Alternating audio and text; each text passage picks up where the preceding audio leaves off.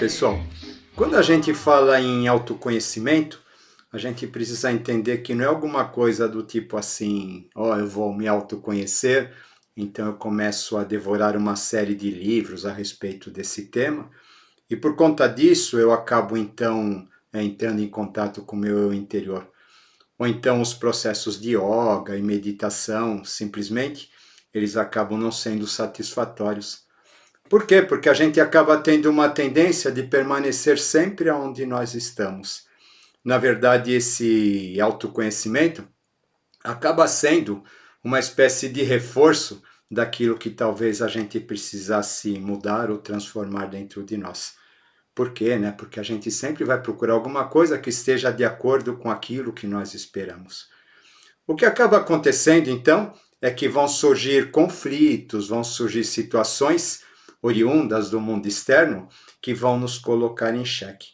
Quando a gente perde um ente querido, quando a gente fica frustrado diante de algo que a gente esperava muito, em decorrência de situações diversas, onde nós não temos o poder nenhum de atuação, e é nesse momento, então, que nós acabamos descobrindo quem nós verdadeiramente somos, porque, conforme eu digo, a gente só evolui a partir do inesperado, e é diante do inesperado que nós mostramos aquilo que somos. O que acaba acontecendo, então, é que essa experiência da autoobservação, ela acaba sendo decorrente muito mais das nossas frustrações e das nossas surpresas que acabam nos sendo apontadas do lado de fora dos nossos desafios, do que propriamente daquilo que a gente espera. Quando a gente pega, então, um texto de algum mestre, por exemplo, então, o que ele está dizendo para nós? Ele está nos dizendo como que foi o processo dele de crescimento, de autoconhecimento. E é isso que ele compartilha com a gente a partir das revelações que ele dedica a algum determinado grupo e etc. Mas, na verdade, ele está compartilhando o processo dele para que a gente, através disso, a gente tenha uma referência de como as coisas verdadeiramente acontecem, mas para que a gente tenha o nosso próprio processo. O fato de alguém ter passado por uma determinada situação e ter atingido um grau espiritual elevado, não significa, então, que todos aqueles que forem buscar essa situação atingirão esse mesmo grau elevado que esse mestre conquistou.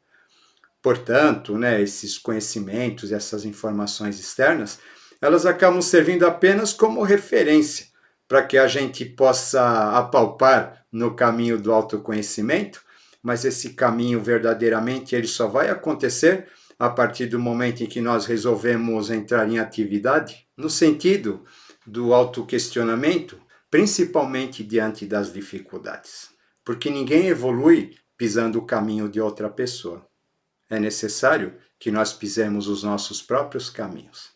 Só que quanto mais a gente caminha pela senda espiritual, o que acaba acontecendo é que as coisas vão ficando cada vez mais difíceis, porque a gente imagina que através da informação, do autoconhecimento, etc., que a gente estaria imune ou a gente estaria de uma certa maneira blindado das questões que se relacionam ao mundo exterior, e na verdade o que passa a acontecer é exatamente o contrário, porque a gente vai ficando cada vez mais sutil. E quanto mais sutil eu vou ficando, maior é o trabalho de autocontrole, maior é o trabalho de autoanálise, maior é o trabalho de autopercepção, já que eu passo a ser como uma espécie de folha de papel de seda agitada ao vento. Antes eu era uma folha de papelão. Com o passar do tempo, a gente vai virando essa folha de papel de seda, então a mais leve brisa é capaz de fazer com que ela se movimente. Ou seja, as questões externas, as questões planetárias, o inconsciente coletivo, tudo isso acaba tendo um peso muito grande nas nossas vidas. E através desses desafios que vão acontecendo, da gente se integrar com o todo, sim que a gente vai ser obrigado a fazer uma série de questionamentos a respeito de nós mesmos.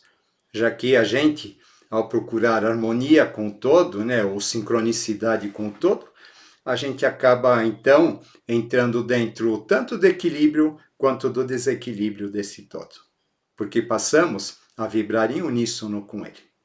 Portanto, O processo de crescimento, onde vai nos obrigar a entrar em contato com as nossas dificuldades, com os nossos sofrimentos, né? Infelizmente a gente não aprende de uma outra maneira, acaba sendo muito doloroso, né? Porque muitas vezes, inclusive, ele vai trazer dores físicas, e incômodos e restrições nesse sentido.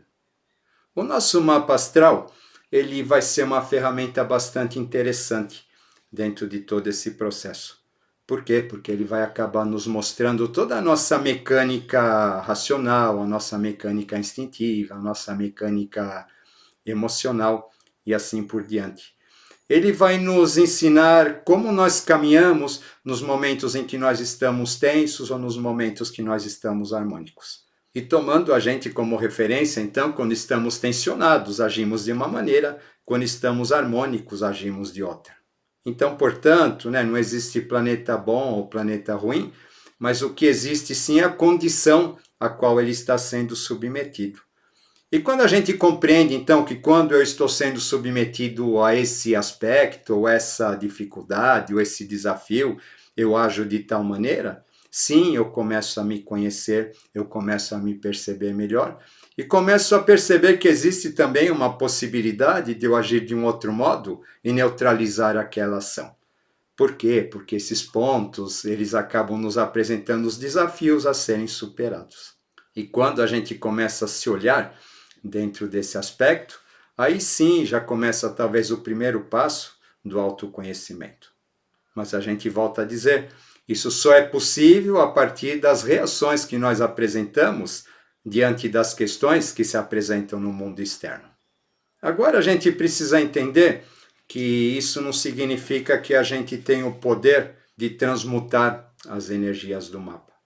Porque principalmente os aspectos kármicos, a cauda do dragão, planetas retrógrados, casas e signos interceptados e etc., eles acabam representando aquilo que a gente realizou no passado e que, de uma certa maneira, já causou uma série de consequências, das quais hoje, na nossa vida, nós acabamos sendo uma das vítimas.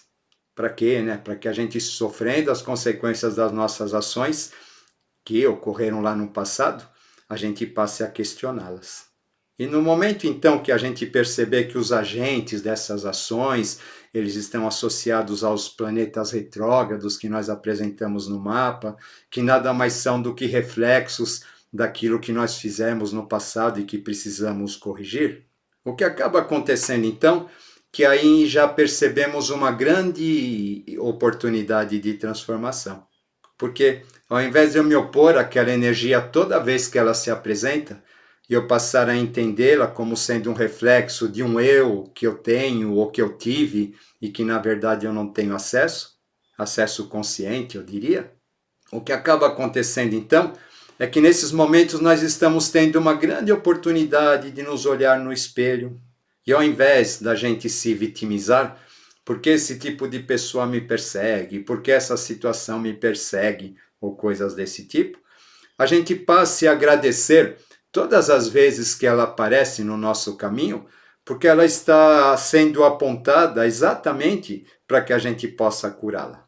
Acaba sendo mais ou menos como um processo de homeopatia, onde a gente tem uma reação mais acentuada diante de determinado estímulo, exatamente para que a gente possa vê-la. É como se fosse uma lente de aumento nos dizendo assim, olha, aqui está o ponto nevrálgico que você precisa curar. E o que acaba acontecendo então é que enquanto a gente não entender isso, a gente acaba não indo para lugar nenhum. Mas no momento em que entendemos isso, começamos verdadeiramente a crescer. Começamos verdadeiramente a nos libertar do passado. Por quê? Porque aqueles aspectos, por mais difíceis que eles sejam, principalmente os ligados aos planetas transpessoais, eles nos pedem uma coisa básica, que é a questão do perdão. Porque, na verdade, quando a gente percebe aquela ação e a gente descobre que nós somos uma espécie de vítimas de nós mesmos, a gente, então, ao invés da gente condenar o agente, que acabou provocando essa ação, e a gente compreender que ele acaba sendo aquele que vai nos trazer um espelho para que a gente possa transformar. Aí então, começamos a compreendê-lo e vê-lo de um modo diferente. E entender que nesse momento, talvez aquela pessoa ou aquela dificuldade esteja exercendo a função de um mestre, capaz de nos ajudar ou auxiliar a superar determinados aspectos kármicos que precisam ser revisados. Quando nós nascemos, o Kiron é impresso. Não adianta a pessoa querer fazer parto humanizado ou coisas desse tipo, porque o nosso Kiron sempre estará presente. Por quê? Porque ele representa a nossa dor da separação, a dor proveniente daquele mundo que nós tivemos que abandonar, onde a gente era suprido, onde a gente era pleno, e agora então nós nos deparamos com o universo, onde nós teremos que respirar por nós mesmos, nós vamos sentir frio, nós vamos sentir fome, nós vamos sentir medo, nós vamos sentir impotência e incapacidade. E o que acaba acontecendo é que esse Kiron, então, em função das questões familiares que nós trazemos no nosso mapa, ele acaba sendo estruturado e ele acaba sendo reforçado. O que é mais curioso é que na grande esmagadora maioria das vezes, todos os aspectos kármicos e retrógrados que aparecem no nosso mapa, relativo aos nossos comportamentos do passado e coisas assim, acabam sendo representados por pessoas ou situações ligadas à nossa família que ficam sempre evidenciando aquele conflito. Ou seja, dessa maneira, os nossos pais e parentes são aqueles que vão nos trazer à tona aquilo que nós precisamos curar. E por mais difícil que essas lições elas possam ser, a gente compreende então que ao vê-los dessa maneira, como sombras ou reflexos de nós mesmos, é importante que nós os perdoemos, porque eles em nossa vida estão apenas cumprindo esse papel. Quando a gente os observa com outros olhos, percebemos sim que eles são um grande elemento capaz de nos transformar e curar. É muito comum nos atendimentos, quando a gente então começa a fazer a leitura dos planetas retrógrados, essa pessoa foi assim, ela não assumiu o filho, ela quis liberdade, ela não estava nem aí para ninguém, ela era muito fria, etc. E a gente pergunta para a pessoa, você conhece alguém assim? Né? E a pessoa sempre vai acabar, de uma certa maneira, associando a questões familiares.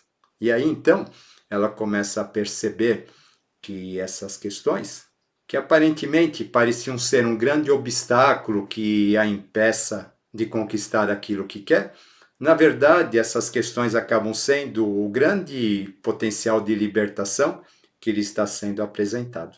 Só que a gente tem uma tendência a reagir a eles, e toda vez que nós reagimos a eles, nós acabamos ficando presos no mesmo emaranhado que vai se repetindo, até que a gente possa olhar essa questão com outros olhos. Muitas vezes esses fatores acabam não aparecendo explicitamente como uma determinada pessoa, mas ele sempre vai aparecer através de uma mecânica racional ou através de uma mecânica emocional que nós temos estruturada dentro de nós. Então, sempre que isso se manifesta, ao invés da gente partir para um processo combativo, é importante que a gente parta para um processo contemplativo, onde a gente se coloca do lado de fora da questão e passa a se analisar do modo mais impessoal possível.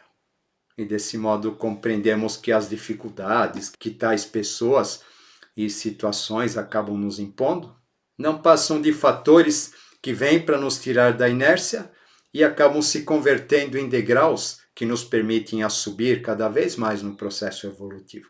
Mas muitas vezes a gente não consegue perdoar. Ninguém é santo e a gente sabe muito bem disso. E às vezes questões que envolvem duas pessoas, uma até está disposta a resolver, mas a outra acaba não querendo resolver. Então, o que vai acabar acontecendo diante de tudo isso é que nós muitas vezes ficamos com a frustração ou com o sentimento de incapacidade perante algo que para nós seria muito importante resolver, mas como eu já disse, não está apenas nas nossas mãos que aquilo seja resolvido. né? Então, dependendo dos fatores kármicos que estão envolvidos com tudo isso, nem sempre a gente consegue realizar esse perdão de bom coração e coisas assim. Né? A gente precisa ser sincero com a gente mesmo, né? E perceber que muitas vezes a gente faz isso da boca para fora, mas do lado de dentro, aquele rancor, ele continua existindo, aquele sentimento desagradável continua lá nos cutucando de vez em quando, como uma serpente que está enroscada na raiz de uma planta. A gente não pode mentir para nós e dizer que tudo está resolvido, porque nem sempre é assim. E muitas vezes essas questões elas vão acabar aparecendo através de doenças, de enfermidades, que acabam sendo as somatizações desses sentimentos e que acabam nos obrigando a rever aquilo que a gente, de uma certa maneira, se recusa a fazer voluntariamente, por questões de ego, rancores e coisas desse tipo, mas que precisam, nessa encarnação, serem assimiladas e superadas. Ou seja, a gente acaba voltando sempre para o mesmo ponto. No meu entender, perdoar significa doar. Mas doar o quê? Eu vou doar para o outro aquilo que eu deixei de doar em encarnações passadas. Eu vou fazer para o outro aquilo que eu me neguei. Porque todas as questões retrógradas, elas estão associadas sempre a uma recusa de algum trabalho que precisou ser feito no mundo externo e acabou não sendo feito, porque a pessoa, de repente, ela adquiriu poderes, ela adquiriu dons e coisas desse tipo, e passou a usá-los de modo egoístico, visando dinheiro, visando domínio e coisas desse tipo. Então agora vem o outro lado da moeda, onde se antigamente eu precisava ter para doar, agora eu preciso doar para ter. Por quê? Porque quando eu estou doando, na verdade, eu estou entregando aquilo que eu precisaria ter entregue em vidas passadas e me recusei. Mas como eu vou saber isso? Como que eu posso saber quais são esses aspectos, aquilo que eu devo doar e etc? Um fator bastante interessante diz respeito à cura do Kiron, onde, por exemplo, eu não me sinto valorizado, eu vou acabar então valorizando as outras pessoas e no momento em que eu faço isso, na verdade eu descubro o meu verdadeiro valor. Se eu sinto que eu não tive expressão como pessoa ou que eu não pude ser eu mesmo, então eu vou incentivar as outras pessoas para que sejam elas mesmas. E a partir do momento em que eu entro dentro dessa energia de incentivo ao outro, eu acabo curando aquilo que doía ou aquilo que me incomodava. Com os planetas retrógrados, a mesma coisa. Saturno retrógrado sempre foi frio, exigente, etc. E essas pessoas que tiveram esse aspecto realmente acabaram nesta vida reencarnando em lares bastante frios e exigentes. Então, em relação ao outro, deve estimular a flexibilidade e a compreensão. Com relação aos nodos lunares, quem tem um nodo sul em Áries, por exemplo, o que ele precisa fazer? Né? O nodo sul em Áries é centralizador, ele precisa aprender a delegar, a estimular, para que as pessoas tenham a capacidade que ele tem de realização. Quem tem o nodo sul em Leão, ele deve esquecer de si mesmo e deve se orientar por causas onde ele seja apenas um mero colaborador, porém, para que as outras pessoas se sintam importantes, para que as outras pessoas se sintam realizadas. E assim por diante. Né? Esses são apenas alguns exemplos, mas a gente percebe então que todos os aspectos retrógrados do nosso mapa, desde o Quirón, desde os nodos lunares, desde os planetas retrógrados, eles estão nos falando sempre aquilo que nós viemos para doar. Quando eu faço isso, então, de repente, né, eu não consigo ter uma relação de perdão por vários motivos com um determinado agente.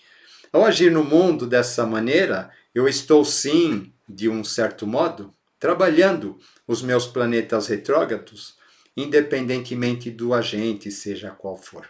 E desse modo, quando eu estou dando o melhor de mim para o mundo, esquecendo das mágoas, dos rancores e etc., o que acaba acontecendo é que, de certo modo, eu estou perdoando a mim e a esses agentes também. Quanto mais eu perdoo, mais eu me dou, ou vice-versa. Quando a gente vê uma pessoa, então, que ela vai dizer o seguinte, ela vê alguém diante de uma dificuldade e vai dizer assim, não, mas eu passei por essa dificuldade também, não tive quem me ajudou, e eu acabei aprendendo, então essa pessoa precisa aprender por ela mesma, sabe? Coisas desse tipo. O que acaba acontecendo, a gente percebe que essa pessoa realmente ela está muito longe de realizar a questão do perdão. Por quê? Porque ela está ainda presa naquela dor.